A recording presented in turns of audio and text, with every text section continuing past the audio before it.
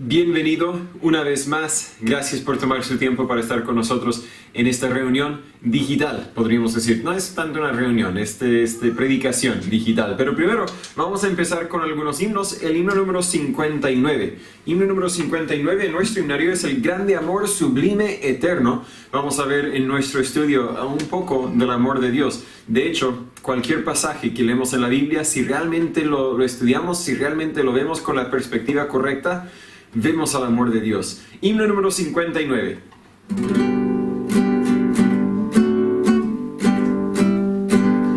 Grande amor sublime eterno, más profundo es que el amar, y más alto que los cielos, insondables y sin par. Él me abrirá la puerta, podré. Redención me ha comprado y perdón me da por fe. Grande amor sublime eterno, en la cruenta cruz murió mi bendito Jesucristo, mi castigo así llevó. La puerta y así entrar podré. Redención me ha comprado y perdón me da por fe. Grande amor sublime eterno, soy indigno pecador, mas el Hijo incomparable su vida en mi favor. Él me abrirá la puerta y así entrar podré. Redención me ha comprado y perdón me da por fe. Gracias al amor de Dios, la puerta está abierta. Usted puede entrar y puede obtener perdón por medio de la fe. Seguimos con el himno número 158. Himno número 158. Uno de nuevo para nuestro grupo, por lo menos. Tal vez usted lo conoce. Sembraré la simiente preciosa. Se repite mucho las mismas, o sea, el coro es muy largo, podríamos decir. Pero el punto, el enfoque aquí de sembrar la semilla de la palabra de Dios, vamos a ver la importancia de eso por medio de nuestro estudio también. Himno número 158.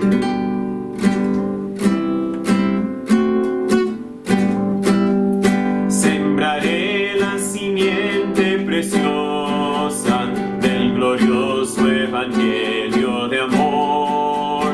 Sembraré mientras viva, dejaré el resultado al Señor.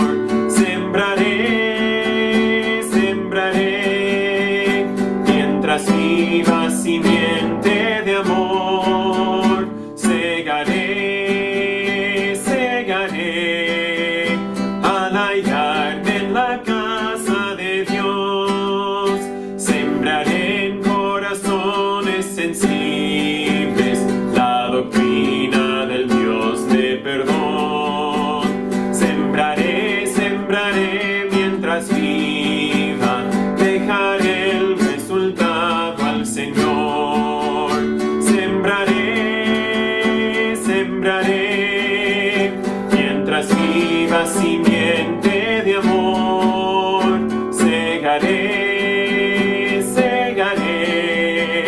al hallarme en la casa de Dios.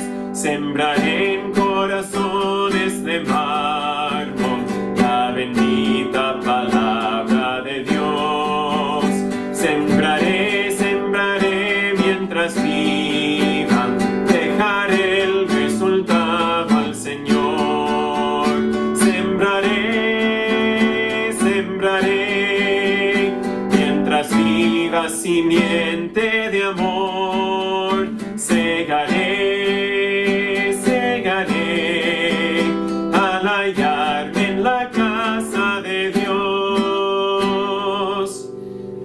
Una verdad que me gusta de este himno: somos responsables para sembrar, pero después de eso dejar el resultado al Señor. No somos responsables para salvar, porque eso solamente lo hace Jesucristo. Tomemos nuestras Biblias. Le invito a buscar una Biblia. Si no tiene una Biblia, escríbenos. Si vive aquí cerca, le haremos llegar una Biblia, sin duda. Pero busque conmigo el libro de Marcos, capítulo 7. El libro de Marcos, capítulo 7. Esta Biblia no es un libro humano. No es un libro como los otros que encontrará en la biblioteca. Esta Biblia es la palabra de Dios. Espero que tenga una traducción fiel de la palabra de Dios, pero que podamos confiarla, que podamos saber que esto es lo que Dios ha dejado para nosotros. Y como dije anteriormente, es una carta del amor de Dios hacia el ser humano. Cada vez que la leemos, vemos una mirada del amor de Dios para nosotros. Vimos la semana pasada que Jesús estaba en la región de Tiro y de Sidón. Vimos que en esa región sanó por lo menos a una hija de una mujer. Habiendo logrado todo lo que Jesús quería lograr en esa región, se fue a otra región, Decápolis y el mar de Galilea. Sigue haciendo lo que hacía más, cambiando las vidas para lo mejor. Recién sanó a un endemoniado, y ahora en este pasaje, en Marcos 7, del 31 al 37, vuelve a sanar. En cada lugar donde iba Jesús, iba haciendo bien. Iba a veces condenando la hipocresía de los escribas y de los fariseos, pero lo hacía en amor, queriendo que se arrepintiesen para poder confiar en Él. Pero cuando se encontraba con una persona ya arrepentida, como esa mujer, como este hombre que vamos a ver aquí en nuestra historia, no tenía por qué condenarles. Tenía simplemente que ofrecerles la solución a su problema, Él mismo. La sangre de Jesús que lava, que quita todo pecado, el perdón de Dios que no conoce límite. Esa es la solución que la gente necesitaba, y ese es lo que Él presentaba al ser humano. En este pasaje vemos a un hombre sordo y casi mudo. Es un hombre con un problema que no podía solucionar él mismo, pero más que eso, él no tenía cómo saber de Jesús. Cuando lo pienso, ¿verdad? Él no tenía cómo escuchar de Jesús porque era sordo. Y si era sordo y casi mudo, no lo sé, pero encuentro muy probable que tampoco sabía leer y escribir. No tenía mucha forma de comunicar. Tal vez cuando tenía hambre, ¿verdad? Dame de comer. Cuando tenía sed, dame de beber. Cuando necesitaba algo, lo señalaba, pero eso solo para cumplir con sus necesidades básicas, sus necesidades físicas. ¿Cómo podría expresar su necesidad de un Salvador? ¿Cómo podría entender que Jesús vino para morir en su lugar? ¿Cómo podría? No tenía cómo saber de la solución, de Jesús, el que lo podía solucionar. En nuestro alrededor también hay muchas personas como Él.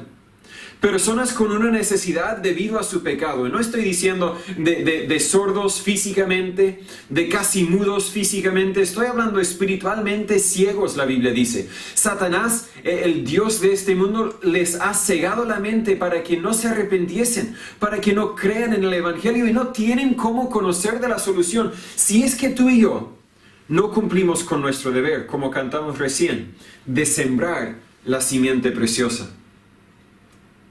Fuera de la Biblia, sin nuestro testimonio, no tienen cómo conocer de la solución para su problema. Entonces, ¿qué hacemos para llevar a una persona a Cristo? Creo que ese es el enfoque de nuestro pasaje que vamos a leer aquí en Marcos 7, empezando en el versículo 31. El versículo 30, justo después de que esta mujer tuvo su hija sanada, ¿cierto? Versículo 31. Y saliendo otra vez de la región de Tiro y de Sidón, vino al mar de Galilea a través de las costas de Decápolis. Y le trajeron a uno que era sordo y tartamudo, y le rogaron que pusiera su mano sobre él.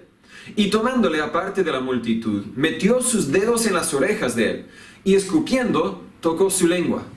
Y alzando los ojos al cielo, gimió y le dijo, Etafa, que es, sea abierto. Y al instante sus oídos fueron abiertos, y fue suelta la atadura de su lengua, y hablaba bien. Y les mandó que no lo dijesen a nadie, pero cuanto más les mandaba, tanto más y más lo divulgaban. Y se maravillaban en gran manera diciendo, todo lo ha hecho bien. Hace a los sordos oír y a los mudos hablar. Oremos. Señor Padre, gracias una vez más le damos por el privilegio de poder predicar y compartir su palabra. Le pedimos, le rogamos para otra vez tener el privilegio de poder estar reunidos todos juntos un día muy pronto. Pero mientras que apartamos este tiempo de nuestro día, de nuestros horarios, para estudiar y aprender de su palabra, Señor, yo le pido que usted nos enseñe, que usted nos abra los ojos, el entendimiento, la mente, para que podamos recibir la verdad que usted tiene para nosotros hoy día. Sabemos, Señor, que hay mucha gente a nuestro alrededor que tiene necesidades espirituales que solamente Jesús puede solucionar. Ayúdanos a ser fieles, obedientes en divulgar esa verdad, en llevarles a Cristo. Pero Señor, si hay uno que me está escuchando ahora, que no ha sido salvo, que no ha encontrado la solución para sus dificultades, sus necesidades en Jesús, yo le pido que usted obre en sus vidas especialmente para que puedan entender y puedan recibir el regalo gratuito de la salvación, la vida eterna que usted ofrece. Gracias por amarnos, gracias por cuidarnos, enséñenos, en el nombre de Jesús lo pedimos. Amén. Jesús sanó a muchas personas. No he contado tantos milagros de sanidad que hemos visto hasta este momento, pero entiendo que por lo menos han sido unos 20 que hemos visto hasta este punto en la vida de Jesucristo. Al llegar al número 21, 22, nos puede llegar la tentación de decir, qué fome, qué repetido, pura repetición, no hay nada de nuevo aquí. Pero en esta historia sí hay por lo menos dos aspectos que son únicos o casi únicos para este ejemplo, para este milagro. Puede ser que no lo estudié bien para decirlo con total certeza, pero creo que este es el único que era sordo y casi mudo, ¿verdad? El único que tenía dos problemas de comunicación, dos impedimentos a su forma de entender y recibir cualquier mensaje, cualquier comunicación. No es el único sordo, no es el único mudo, pero puede ser que sea el único casi sordo y casi mudo. Es una de las pocas veces cuando Jesús buscó hacer el milagro en privado. Sucedió en otras ocasiones. Me acuerdo de una hija de un señor importante, no me acuerdo si era Jairo, pero esta hija, cuando llegó a la casa todos se burlaban de él y decían, está muerta, no puedes hacer nada, y él echó fuera a todos salvo el papá y mamá. Eso no lo hizo para hacerlo en secreto, echó a todos para solo tener a los que confiaban en él. Solamente ellos iban a ser los testigos de ese milagro. Y puede ser que ese sea el mismo motivo aquí. No entiendo el motivo exactamente, no es para mí entenderlo. Puede ser que él sabía que en este pueblo había gente todavía molesta con él por los cerdos que murieron la vez previa cuando fue a Decápolis. No sé. Y es una de las pocas veces cuando ocurre un milagro sin mención de la fe o de la salvación. Puede ser que estas personas no tenían fe verdadera.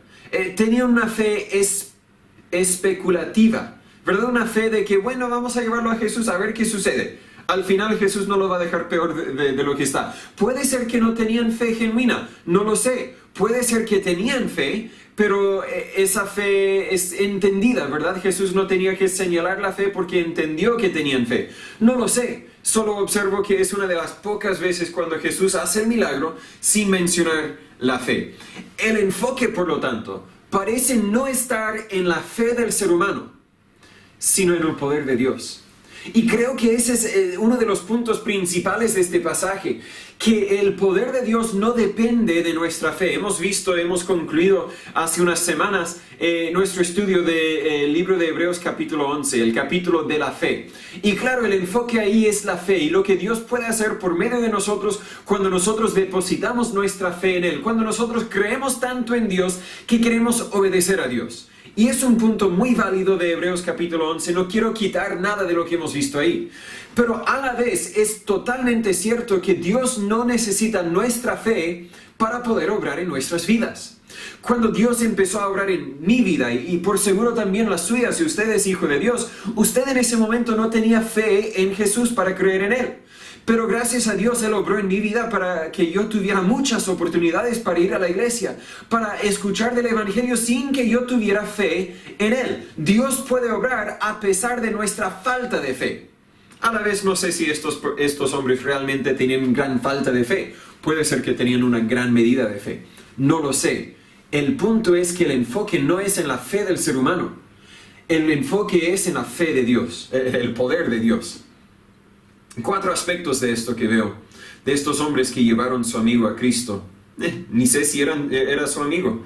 Puede ser una persona casi desconocida, una persona nomás de la calle, que le tomaron por la mano y dijeron, ven, quiero llevarle a Cristo porque tal vez Cristo puede solucionar tu problema.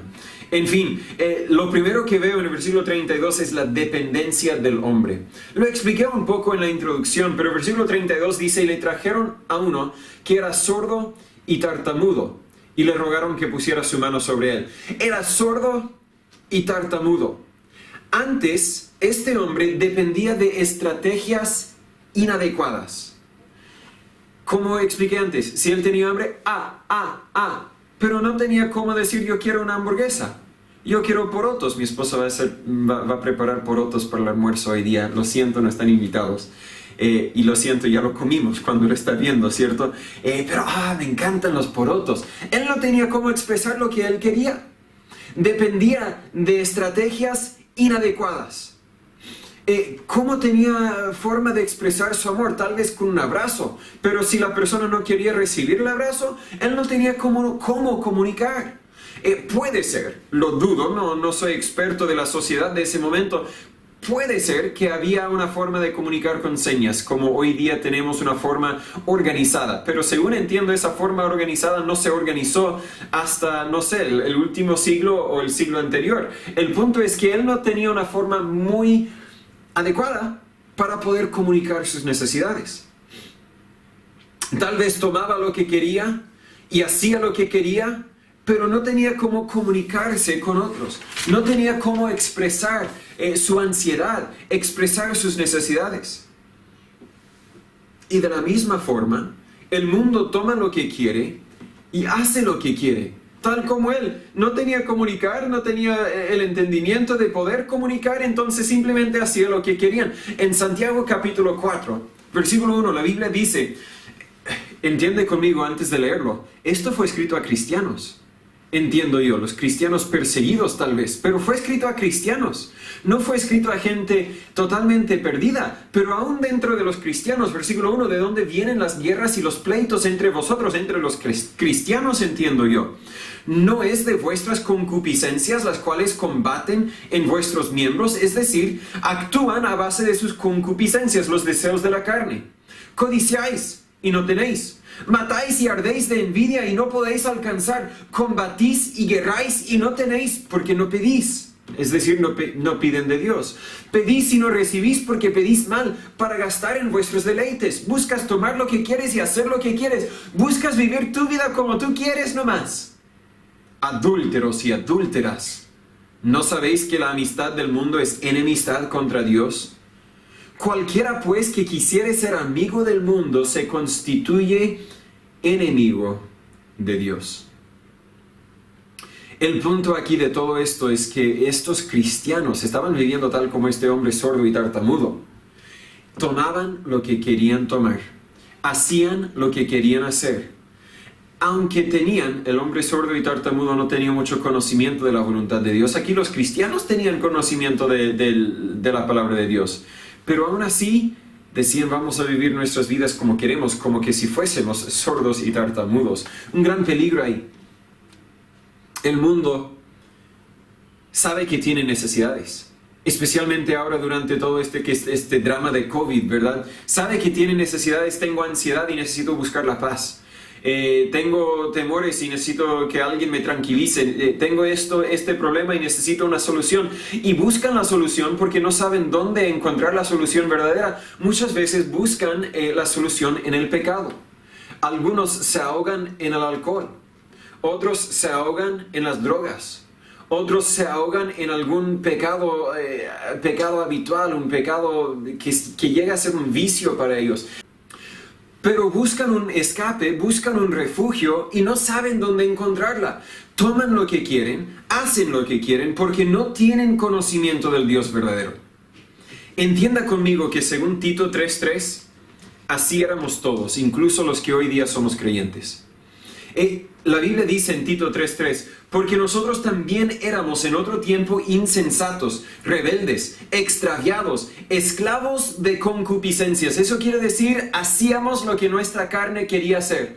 Tomábamos lo que nuestra carne quería tomar. Dijimos lo que nuestra carne quería decir. Miramos lo que nuestra carne quería mirar. Éramos esclavos de nuestra propia carne, esclavos de concupiscencia y diversos placeres, viviendo en malicia y envidia, aborrecibles, aborreciéndonos unos a otros.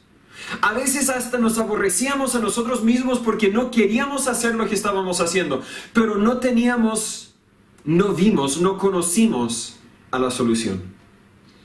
Este hombre dependía de sus estrategias inadecuadas, pero también dependía de sus compañeros. La Biblia dice en versículo 32, le trajeron. El punto ahí es que él no tenía cómo saber que Jesús había venido.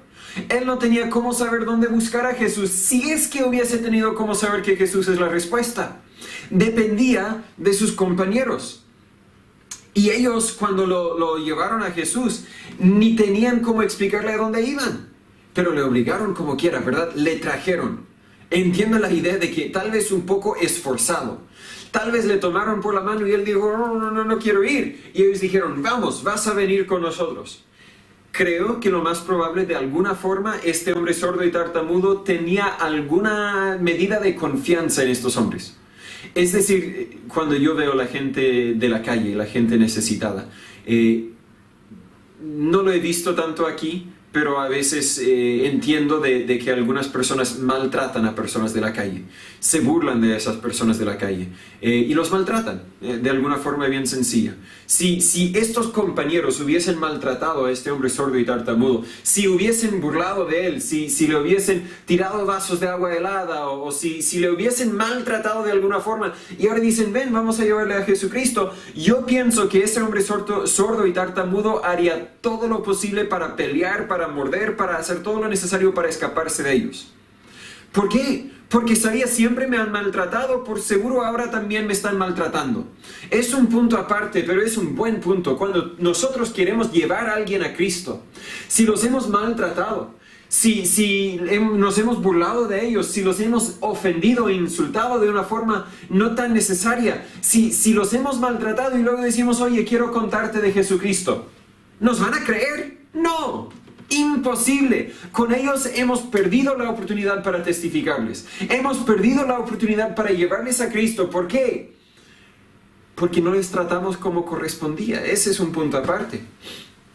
Pero estos hombres, estos compañeros, insistieron, persistieron en decir, no, vamos a ir a Cristo, vamos a ver a Cristo, vamos a ver a Cristo.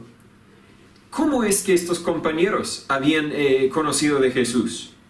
Puede ser, si se atrasa en la Biblia unas hojas, unos capítulos, Marcos 5, graba cuando Jesús vino para sanar al endemoniado de los Gadarenos. La Biblia nos habla en versículo 1. Usted se acuerda de él, el que andaba desnudo, el que vivía en las cuevas, el que vivía en las tumbas, el que se cortaban, las cadenas no podían controlarlo, pero se encontró con Jesús, Jesús lo sanó, fue totalmente cambiado. Ese es el evento que sucedió con los puercos, ¿cierto? Y en versículo 18 la Biblia dice, y entrando él, el endemoniado en la barca, Jesús en la barca, el que había estado poseído del demonio le rogaba que le dejase estar con él. Mas Jesús no se lo permitió, sino que le dijo, vete a tu casa a los tuyos y cuéntales cuán grandes cosas el Señor ha hecho contigo y cómo ha tenido misericordia de ti. Y yéndose este ex endemoniado, comenzó a publicar, ¿dónde? En Decápolis, cuán grandes cosas Jesús había hecho con él. Y todos se maravillaron. En Marcos 7, ¿dónde se encuentra Jesús en versículo 31? Las costas de Decápolis. Yo creo, tal como vimos la semana pasada, que la mujer con la hija endemoniada, ella había conocido, no lo puedo decir con certeza, pero con mucha certeza, ella había conocido de Jesús por el testimonio de otros. Y yo creo que estos compañeros también habían escuchado de Jesús por el testimonio de ese ex endemoniado. De hecho, muchas veces en ese tiempo creían que si uno era sordo, si uno era mudo, si alguno era ciego, tal vez tenía alguna limitación física, creían que era producto de los demonios. Y vemos que en algunos casos así era, aunque creo que no era siempre así. En algunos casos así era. Entonces puede ser que estos compañeros dijeron, él tiene un demonio, tal vez dos, uno que le tapó los oídos, otro que le estorba la lengua, pero Jesús puede dominar a los demonios. Jesús puede sanarle al echar fuera a los demonios, así que tú, ven conmigo, vamos a buscar a Jesús. Pero sabe, tal como este hombre dependía de sus compañeros para poder conocer de Jesús, el mundo también depende de nosotros para que puedan escuchar de Cristo. Conocemos bien a Romanos 10:13, porque todo aquel que invocar el nombre del Señor será salvo. Una promesa hermosa para cada persona. Usted también, si no ha invocado el nombre del Señor, si no se ha arrepentido de sus pecados y confiado exclusivamente en Jesús para su salvación, usted puede clamar a Jesús, usted puede ser salvo. Pero tenemos que entender la promesa del versículo 13 en el contexto de versículos 14 y 15, donde dice, ¿cómo pues invocarán a aquel en el cual no han creído? ¿Y cómo creerán en aquel de quien no han oído? ¿Y cómo oirán sin haber quien les predique? ¿Y cómo predicarán si no fueren enviados? El punto es que ¿cómo creerán en aquel de quien no han oído? El mundo está perdido, el mundo está ahogándose en su propio pecado y tienen la oportunidad de ser salvos, pero no tienen la oportunidad de ser salvos. Porque ¿cómo pueden creer en alguien de quien no han oído? ¿Y cómo van a oír si nosotros no se lo contamos? Este hombre sordo y tartamudo dependía de sus compañeros de la misma forma que el mundo perdido depende de los cristianos hoy día para llevarles el Evangelio. Sembraré, sembraré, sembraré. Tenemos que compartirles la palabra de Dios. En Juan 20, versículo 31, es el último versículo del penúltimo capítulo. Juan ahí anota, inspirado por el Espíritu Santo, dice, pero estas cosas se han escrito, para que creáis que Jesús es el Cristo, el Hijo de Dios, y para que creyendo tengáis vida en su nombre. En la palabra de Dios encuentran la solución. No van a encontrar la solución en nuestra opinión, en nuestras palabras, en nuestra sabiduría humana, como comenta Pablo, sino en la palabra de Dios. Porque es la palabra de Dios que puede llevar uno al conocimiento de Jesucristo. Es la palabra de Dios lo que puede llevar uno al punto de arrepentimiento. Él dependía de sus compañeros, pero veo también que sus compañeros dependían de Jesús. Otra vez en versículo 32, no tanto tiempo en el versículo 32, los otros versículos van a ser más breves, no se preocupe. Le trajeron a uno que era sordo y tartamudo y le rogaron que pusiera su mano sobre él. El punto es que sus compañeros sabían, yo no puedo sanarle.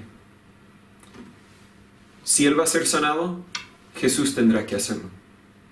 De la misma forma, nosotros tenemos que darnos cuenta, reconocer que en este mundo nosotros no podemos salvar a nadie. Algunos tenemos seres queridos que están sin Cristo hoy día. Todos por seguro tenemos vecinos, compañeros, colegas del trabajo que están sin Cristo. No podemos salvarles. Nosotros dependemos de Jesús para la salvación de ellos.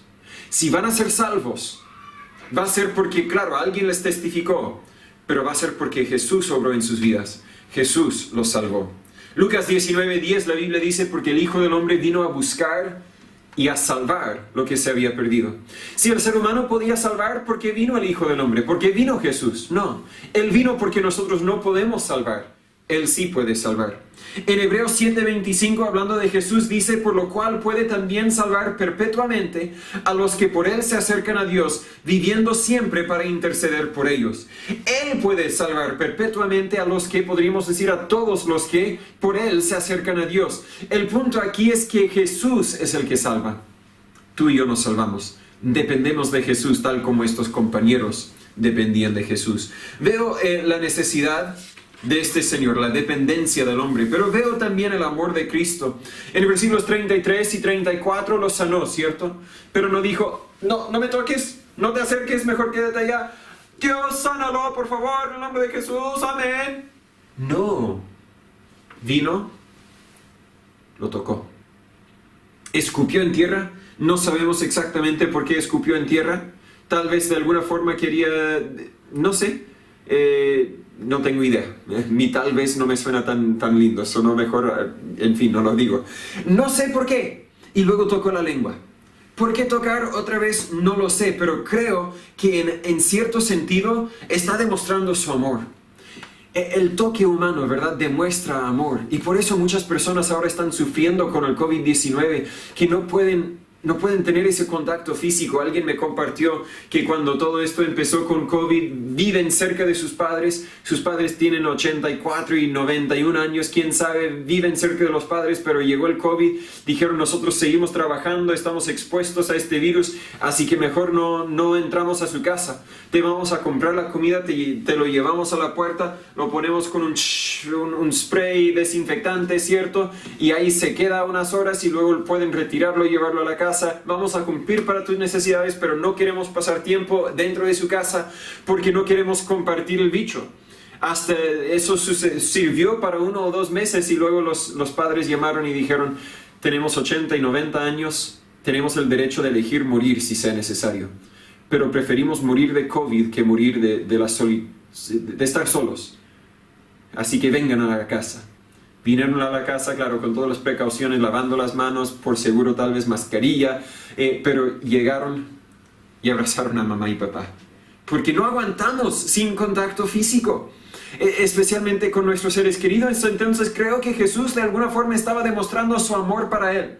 Algunos tal vez menosprecian tus oídos porque no sirven, pero yo los voy a tocar, porque para mí son bonitos, son algo que yo creé, son creación mía. Para no equivocarme con el verbo, ¿cierto? Veo que en eso Jesús se sacrificó un poco. Porque para mí sería a veces un sacrificio tocar a una persona que no tengo muchas ganas de tocarle. Pero más que eso, entendemos que Jesús se sacrificó por nosotros. Cuando Jesús estaba muriendo en la cruz, en Lucas 23:34, la Biblia dice que Jesús decía, Padre, perdónalos porque no saben lo que hacen.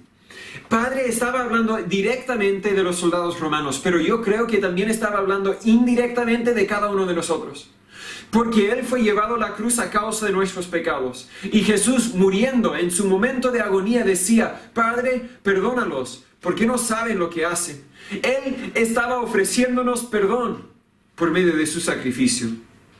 En Hebreos 12:2 la Biblia dice, puestos los ojos en Jesús, el autor y consumador de la fe, el cual por el gozo puesto delante de él sufrió la cruz, menospreciando la vergüenza, y se sentó a la diestra del trono de Dios. Para él no fue un sacrificio, para él fue un gozo poder morir en la cruz, por su amor hacia nosotros. De tal manera me amó, que él estaba dispuesto a sufrir y morir por mí. No sanó a este hombre de obligación o de deber, sino de amor. Y cuando nos salva a nosotros, no es por obligación o deber, sino por amor. Cristo nos amó con el amor máximo. Juan 15:13 la Biblia dice, nadie tiene mayor amor que este, que uno ponga su vida por sus amigos. ¿Qué más podemos pedir como evidencia del amor de Dios? El amor de Dios es tan grande que no podemos medirla. Hay un canto de los niños que va con ese tema. Amó a todo el mundo, entienda conmigo, a todo el mundo de esa misma forma. En 1 de Juan 2:2 la Biblia dice, y Él, Jesús, es la propiciación o el pago por nuestros pecados, y no solamente por los nuestros, sino también por los de todo el mundo. Cuando Él murió en la cruz, Él no dijo, bueno, yo voy a morir en la cruz, pero muero por Él, y Él no, ella no, Él no, solo estos acá y no voy a morir por ellos. Él murió por todos, porque el amor de Dios no es selectivo. A veces buscamos y decimos, bueno, Dios amó a tal persona más que esta persona porque bendijo a esta persona más que esta persona. No es así.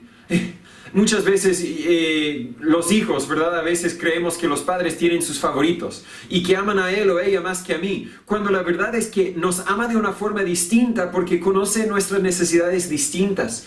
Dios nos ama a todos, amó a todos, murió por todos, pagó la deuda de todos los pecados de todo el mundo. Pero aún así muchos lo han rechazado.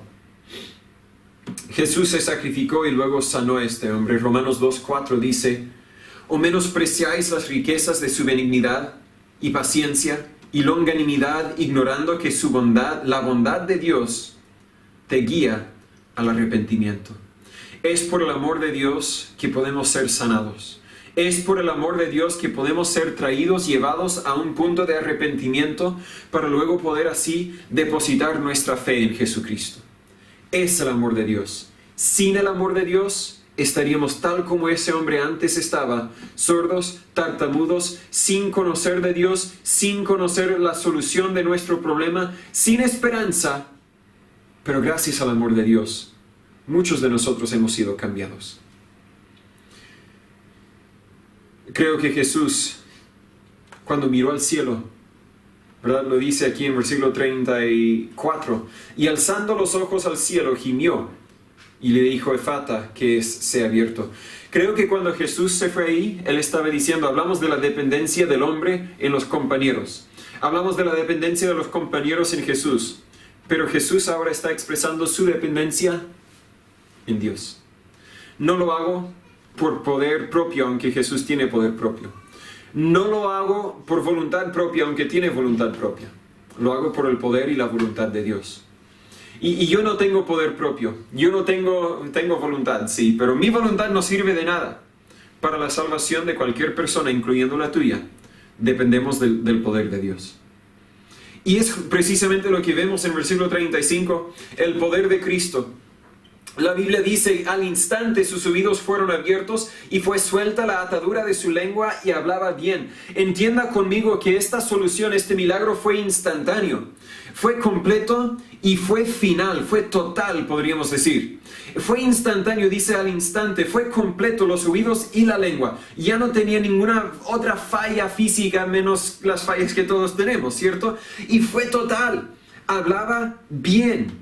No es que, bueno, ahora habla un poco mejor, ahora escucha un poco mejor. Totalmente sanado. Así también es la salvación.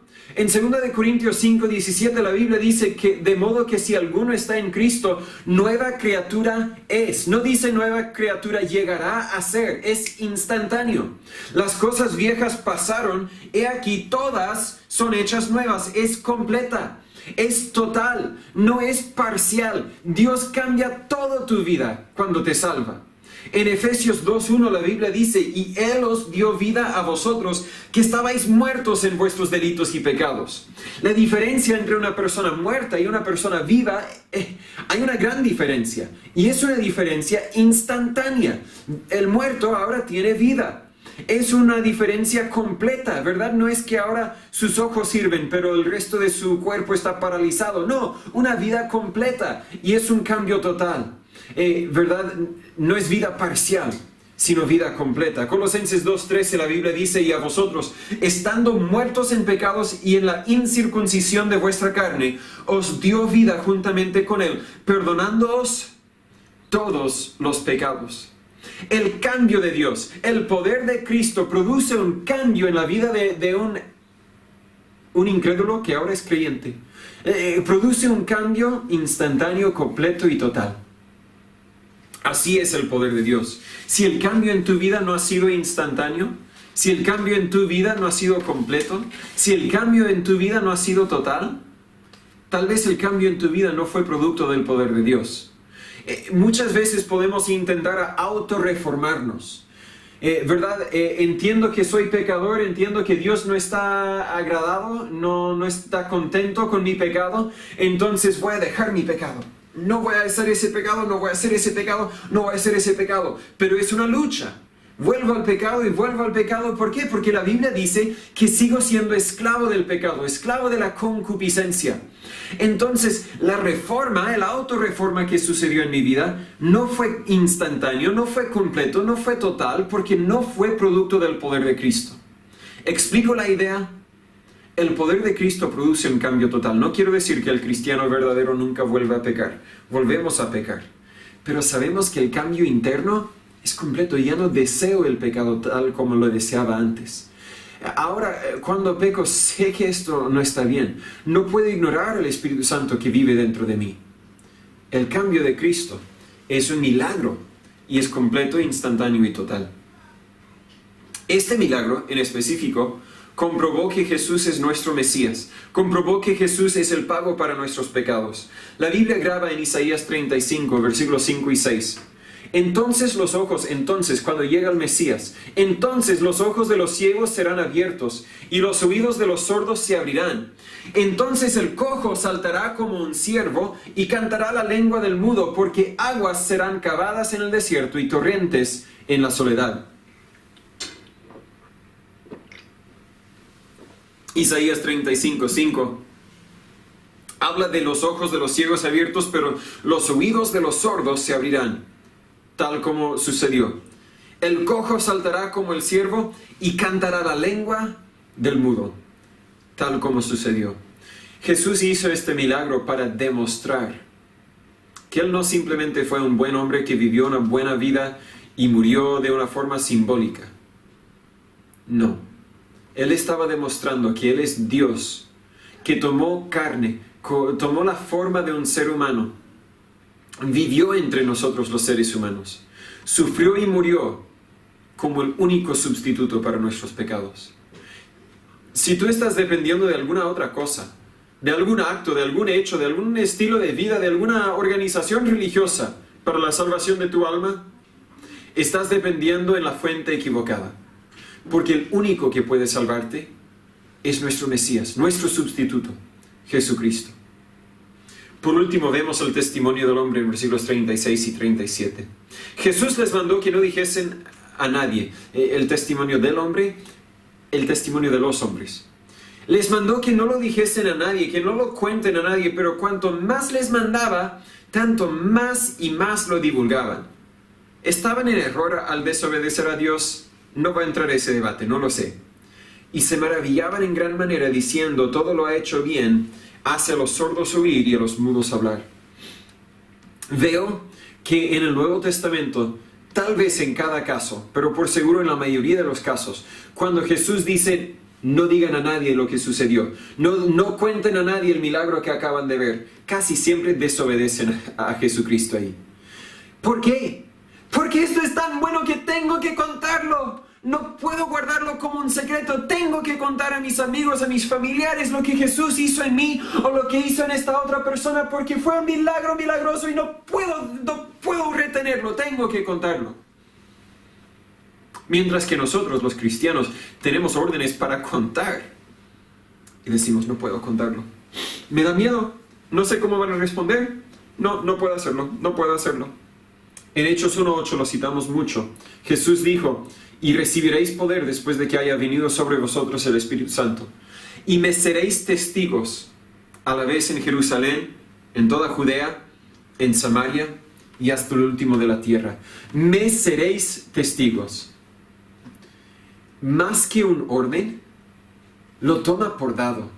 Quiéralo o no, son testigos. Pero ¿qué tipo de testigos? Temo que muchos de nosotros somos testigos falsos, porque vivimos nuestras vidas fingiendo que no hemos visto a nada. No, yo no sé nada. Vemos a una persona con necesidad del Evangelio, una persona que necesita conocer de Jesús y decimos, yo no sé nada. No lo decimos, pero lo decimos al no decir nada. ¿Explico la idea? Somos testigos, cada cristiano es un testigo, pero muchos somos testigos falsos. En Hechos 4:20, Pedro y Juan, después de haber sido amenazados por predicar el Evangelio, dijeron, porque no podemos dejar de decir lo que hemos visto y oído. Mientras que muchos de nosotros no podemos empezar a decir lo que hemos visto y oído. ¿Cuál será tu testimonio? ¿Serás fiel en divulgar lo que Jesús ha hecho en tu vida? El testimonio de estos hombres aquí en versículo 37 dice, se maravillaban. ¡Wow! No hay otra forma de explicarlo más que wow. ¿Cómo es que Dios te salvó? No lo sé. Pero wow, me salvó. ¿Qué sucedió en tu vida? No puedo explicárselo todo, pero sé que me cambió. Así era mi vida antes y así soy ahora porque Él me salvó. Él me cambió y cuando me cambió por entero. Y luego en versículo 38 dijeron, todo lo ha hecho bien. Si somos honestos, los que somos hijos de Dios, todo lo que Dios ha hecho en nuestras vidas, lo ha hecho bien. Han habido momentos difíciles en nuestras vidas, sin duda, y muchas veces queremos borrar esos momentos difíciles, queremos no haber tenido que pasar por esos momentos difíciles. Pero con la perspectiva correcta, muchas veces después de que salimos de ese momento de dificultad, sabemos, todo lo ha hecho bien. Romanos 8:28, y sabemos que todas las cosas ayudan a bien a los que aman a Dios y los que conforme a su propósito son llamados. Todo lo Todo lo ha hecho bien. Si no me cree, lee la Biblia un poco más. Pide que Dios le abra el entendimiento, que le demuestre que todo lo ha hecho bien. En este pasaje vemos algunas verdades. Vemos primero que el mundo necesita el poder milagroso de Jesucristo. Es poder milagroso, ¿cierto? No hay enfermedad que Él no puede sanar, no hay pecado que Él no puede perdonar, y no hay pecador que Él no puede transformar por medio de su gracia, por medio de su amor y su poder. Si tú no has confiado en ese poder para la salvación de tu alma, ¿por qué no hoy? ¿Qué tenía que hacer ese hombre para ser sanado? Nada. Solo necesitaba conocer de Jesús. Solo necesitaba dejar que Jesús obrara en su vida. ¿Qué tienes que hacer tú para ser salvo? Nada. El precio ya está pagado. Solamente tienes que confiar en Jesús, en el pago que Él hizo para tu vida y dejar que Él te transforme, que Él te haga de nuevo, que Él te dé una vida nueva, un alma, un corazón nuevo. Tú no tienes que hacer nada para ser salvo. Solo tienes que venir a Él en humildad y fe, reconociendo que Él es el único quien puede salvarte. Pero a la vez sabemos que el mundo no conocerá de ese poder si no se lo contamos. Cuéntales de Cristo.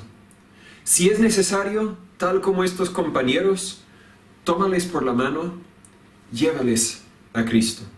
¿Cómo llevarles por la mano? Insistir, insistir, insistir. Oye, cuando tengas oportunidad, dame 5 minutos, quiero contar lo que Jesús hizo en mi vida.